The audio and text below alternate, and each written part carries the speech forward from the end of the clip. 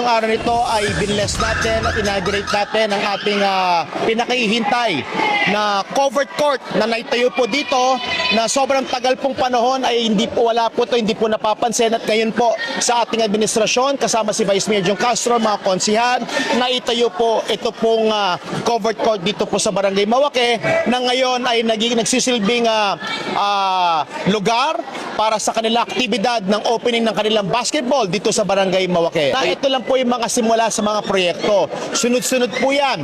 Meron pong susunod na itatayo pong covered court naman doon sa Barangay Mawake, Maragol, na kung saan ito'y daanan papunta rin sa Barangay Santa Maria na magagamit po ng mga tao, magagamit po ng mga kasyudad natin at syempre magagamit ng mga kabarangay natin sa kanilang mga pagtitipon, sa mga programa ng barangay at mga activities po. Po ay nakatutok ako kung nakikita ko at yung mga sinasabi ng mga request ng mga kapitan, mga punong barangay, pati kasama yung mga kagawad, yung mga request po sa mga barangay yan po ay natututukan natin at ginagawa natin ng paraan para magkasatuparan dahil ang isang salita ay dapat po may kaakibat na gawa.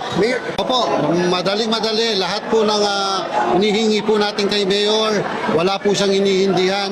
Basta't abot kaya po, dalawang kamay, inaabot niya po dito ang tulong sa ating barangay. Opo, damang-dama po ng ating mga kabarangay, hindi lang po dito sa Barangay Mawake, kundi 27 barangay. Talagang